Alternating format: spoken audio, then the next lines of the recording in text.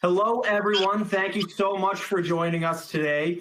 I am Luke Wilson, one of our admission counselors here at MCPHS University. And what you're watching right now is our parent panel. We want to get feedback from some of our current parents to share with other families out there about their experiences, from everything from getting students into campus that first time to how it goes in future years.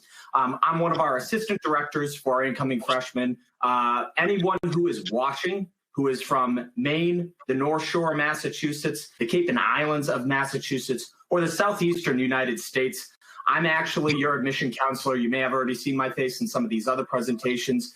You certainly have probably gotten a call or two from me too, so you're connected in face with the name here if you've only been getting those calls so far. But it's less about me. I want to express my gratitude to our parents coming in here and joining us today. More importantly, I want to express gratitude to their students and all of our parents' students who have really been at the forefront during everything and put themselves out here. And, you know, just a big piece of gratitude for all of our students and alumni who have been working despite everything that's going on in the country and the world right now.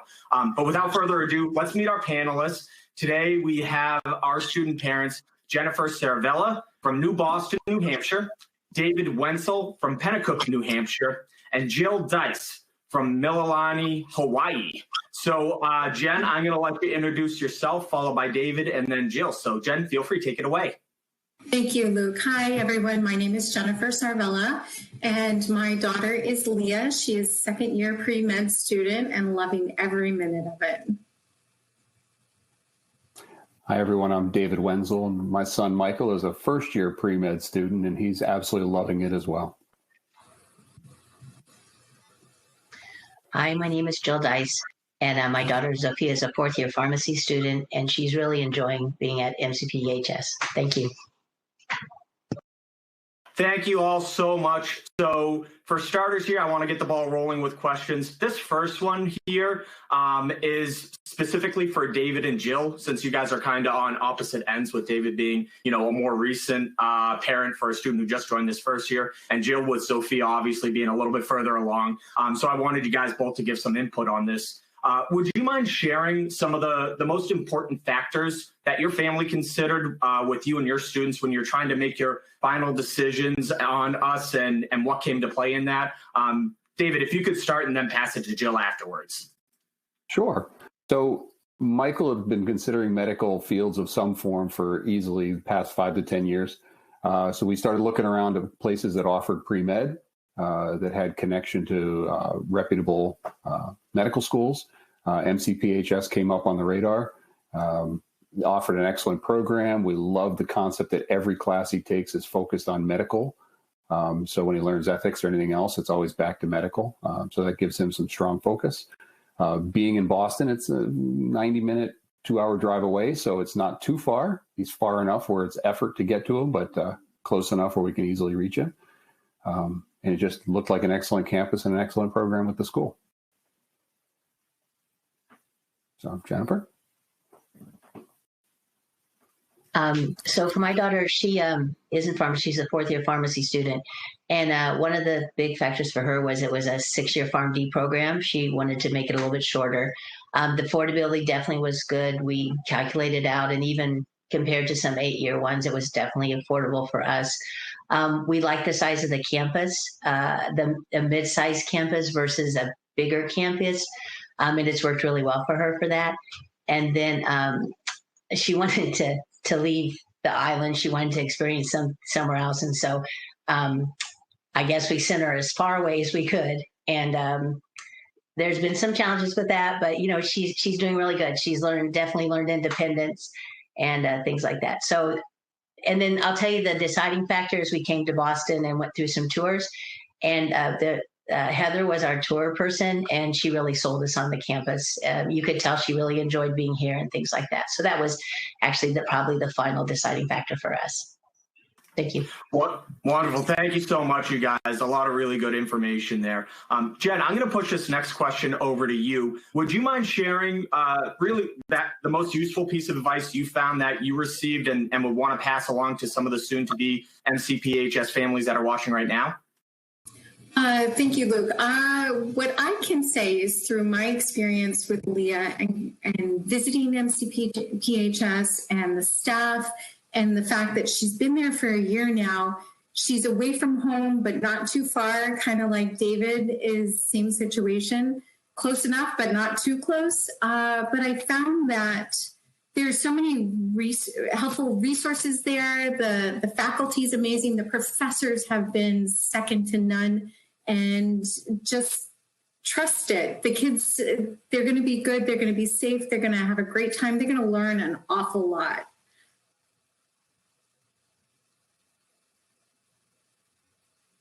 Wonderful. Thank you so much, Jen. I think that's really important to sort of note on that. And we'll actually come back to some of the resources there with some other input from some other families on that later on. But the next question here, David, I'm going to come back to you. Since, Michael is just wrapping up his first year with us and, obviously you're a little bit closer to that first year experience, would you mind sharing sort of like what that, less first year, but more like what that move-in experience was for Michael getting onto campus and discuss sort of, what it's been like and your interactions with him living on campus this first year? Oh, sure, Luke. Don't mind at all. So I have to kind of look at it in two time frames. One is, let's say, 2 weeks before move-in and one's 2 months before move-in. At the 2 months before moving, there was a lot of chaos. Was it going to be on campus, off campus, blended? When were the schedules going to be? So it was a bit disturbing, honestly. But it was your team and everybody there on campus picked up and kept us informed, at least to say, here's what's happening. Once we got a locked in time frame, moving was pretty nice. Again, the COVID thing was a bit strange that I could only be in the building for was an hour or 2 hours, whatever it was, to help him move in. But it was enough time for us to get in. I actually got to meet his suite mate. We went out and grabbed a meal. So I got to meet at least one of the kids. He'd be around all the time.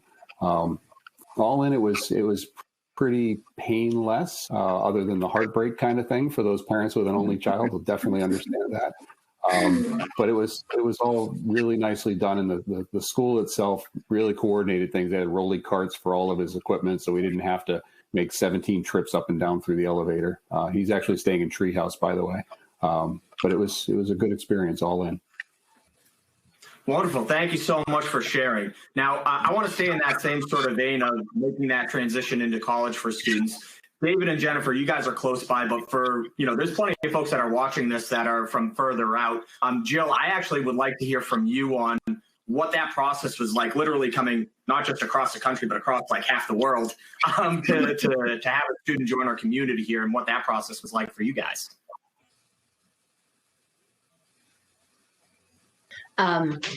The move-in was, for us was interesting because we could only bring like a couple suitcases. So we had to get everything once we got there, right? But it was, like you said, the actual move-in was very painless. There was plenty of, you could move everything. Of course, it was 4 years ago, so you could go up and stay longer and make sure things were situated. So that was good. For the actual, as we move on, the first half year was a little bit tricky, just because she was so far away. She, had some homesickness and stuff. So, but the staff there was very helpful. The RA was good and stuff. So it helped her get acclimated very well. She met some friends that, they call themselves the squad. So they remained friends for this 4 years. So it's been really, really good for her. Like I said, the hardest thing is the long weekends. You don't realize that, but coming to Hawaii, you can't do a long weekend. So that's probably been one of the hardest things, but there's always someone there, usually to make it through the weekend. So for us, it's been really good. She's definitely learned independence. I will say that. So that's good. It's been really good. Excellent. Thank you so much, Jill. And I'm glad you mentioned a little bit about resources and students leaning on each other for that. But I want to sort of take that and transition into some of the other resources. And Jen, I'm going to pose this question to you because I know Leah's really involved around campus. Would you mind sharing about some of the support systems that we have for our students that you've seen and how easy it was for Leah to access, whether it be academic support or professional support services on campus? Absolutely. There are so many different resources for these kids. It was very comforting to me to realize how quickly she was able to adapt and get involved. She's involved. She got involved with the sports, the intramural sports, and she played basketball. She also got in and she also did the 5K in Boston, which she was very proud of. She's involved in different clubs, and her biggest involvement right now is the Brain Cell organization. And if your children have an opportunity to get involved, by all means, I highly recommend it. Leah kind of stumbled on it, wasn't sure if it's something she wanted to do, but as you know, Luke, she has flourished and prospered beautifully. It's a great way to meet people. She's helps acclimate new students, and she's able to get involved, and she's a very personal person, so it's really nice for her to help people feel more comfortable once they get there and answer questions and have her meet new people and that type of thing. So that's been really great for her, definitely. Wonderful. Thank you so much. And I know there's certainly some folks that are wondering about what the first year students have been going like and getting access to those services. So David, since you and Michael have been going through that essentially in this first year, would you mind sharing a little bit on that as well and how it's been for a first year student getting access to those things? So as I said, Michael's in Treehouse, so that's actually a shared living space. It's not necessarily in the MCPHS direct for typical freshmen. They've been very cooperative with him. The IT was a question for us. How's he going to get Wi-Fi? How's he going to be able to get on the network? That was an easy connection. They actually even had a separate offline connection so he can use his Xbox on campus. Not that everybody needs the game while they're there, but it's been really supportive of everything that goes on. And he's gotten support anytime he needed it. He submits a ticket. He gets contact within an hour or whatever it is on the IT stuff. So that's been really good. Been tremendously helpful as well. Everybody again has been really supportive. There was a point where there was concern about potential COVID in the dorm, and they basically locked down the Treehouse as soon as they got a positive test. And here I am, the proud parent that they did that. He had to basically call in for food, and it was delivered basically flawlessly. He found out the hamburgers that got delivered were better than the ones when he actually got them through the dining area, for example. He still would prefer to get out of the building and go get food. But it's really been good. There's been a lot of positive support there. He's actually looking at becoming a brain cell, by the way, Jen. So I'm encouraged that you say it's such a good thing. We're excited for him for that possibility too. Wonderful. Thank you so much, David. Jill, I'm going to pass this next question over to you because, with Zofia obviously being a little bit further along, I like to try and have parents discuss some things that they've found their students got access to for professional development when they went through their programs. So would you mind touching on that a little bit?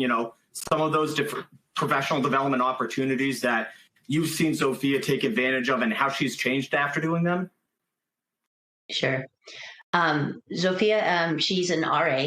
And that has been a great thing for her. It gives her leadership skills. She learns how to deal with issues and how to deal with them in the proper way. They sit on committees to help deal currently, with some of the social issues and things like that. So that's been very, very good. I feel that's really helped her grow. She's in a couple of clubs, pharmacy clubs, that also have provided leadership for her. Her internship led her to have a job in the hospital, which has been very helpful in the pharmacy section. She's also a brain cell person. She's been since, I think, her sophomore year. This is a little, not exactly on the question, but some of the services that she's found very helpful has been the tutoring. She uses tutoring to help her achieve the grade she wants so that she can keep going at the level she is. So what I found from all the services is that they tell you how to utilize them in a way you don't necessarily think of. And so she's utilized a lot of the different services. She's talked with her academic counselor, and he's helped her know where she should go. Is she doing okay? Should she, maybe there's a club or something that might attend. She also, because it's the Colleges of Fenway, that's been very great. She did performing arts. She loved that. She did intramurals. I think one of my favorite things is she's got to be the mascot a couple of times, which, that's really fun for her. So all of these things, I really feel she's grown, and she has become much stronger, and she definitely is a leader, I believe. And I think all this has helped her move forward. I think she'll do really well when she gets out of school. Wonderful. Thank you so much, Jill. Now, I got one more question for Jen here before we sort of wrap up and get some final thoughts from each of you guys. Jen, I know Leah also participates, just like Sophia has, in a lot of different things, not just professionally, but more for fun. So could you talk a little bit about, how Leah de-stresses with some of the resources on campus, whether it be intramurals or other stuff like that? Absolutely. She's able to, she got involved with the intramurals, and that was a lot of fun because it was a co-ed team and poor Leah was the only girl on the team, but she's had a blast with that. De-stressors, her study groups have been really helpful. The kids kind of come together and help each other. They have some really challenging classes with Orgo. You'll be getting into those shortly. The Orgo classes, they're infamous at MCPHS, but her study groups have been a great resource. And also her pre-med mentors have been phenomenal. She has 2 professors there at the college that she couldn't do this without, and they're really great. Everyone's very approachable there, which has been very helpful for her. So she's been able to be very independent and kind of find her place. And when she doesn't know something, everyone there is so very helpful and always there, eager to help. So she's been able to do really well, and she's comfortable there for sure. She wants to come back. Yes. That is completely understandable. I think everyone united is in that same boat of, wanting to get back to being back on campus and everything. So fingers crossed we're there next fall. But I want to wrap it up now. And Jen, I know that you gave a little bit of insight on sort of some advice for next steps, or not advice for next steps, but piece of advice you give to families watching now. So I'd like to start with Jill and David on this. Jill, if you could sort of give, what advice you'd recommend first to families that are watching, followed by David. And Jen, I'd like you to wrap up with anything else that you thought of while we were discussing things here. I think the advice that I would give most is make sure that your child utilizes all of the resources available. Encourage them to reach out, talk to the professors if they're having trouble, talk to the counseling of all this different sorts.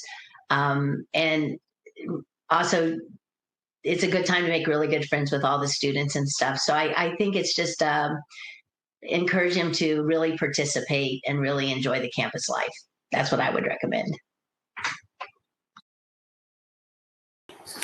Well, Jill said it all for me, so I'll just repeat what she said. No, but she's right. The participation is excellent. I think for people that are considering bringing their kids in, ask questions. Ask questions of everybody that's there. There was a comment about the brain cell is what sold the campus to them, and we had 2 tremendous students walk us through. We actually ended up able, because we're nearby, we did 2 different tours on campus, and it was great. And we could be very frank with them, and they were frank with us. The kids were there, and they were proud of the school, but they weren't fake selling it. They truly believed in the campus. They truly believed in the programs, and that's what sold us. I work with salesmen all day long, and I detect when someone's not telling me the whole truth. And everybody I've dealt with MCPHS has been telling the truth. So just ask questions. You'll get a real answer, or you'll get the I don't know, but I'll look into it. And to me, that's the second best answer you can get. So just ask questions. Well, neither one of you have left me much to, we covered everything. But honestly, I've been involved in parent panels before. The Accepted Students Day, I have to tell you, was a lot of fun. It was great to meet parents that had been in my situation only a year before. And it's true, like both Jill and David had said, everyone's very honest. You don't feel, no one's selling you something. We're sharing an experience, both with you and your children. It's genuine. It's a great place. They're in Boston. They're right there in the medical industry, right there on Longwood Ave, where most of our amazing hospitals are. There's so many resources. The faculty, the staff, the students, the caliber of the students at this school they're just good kids. They're there to learn, very eager to learn. And I just think it's a really great community. And if you're on the fence about anything, reach out, ask questions. These people love to answer questions and they understand. And that's the sense I got when Leah and I were going through this process a couple years ago.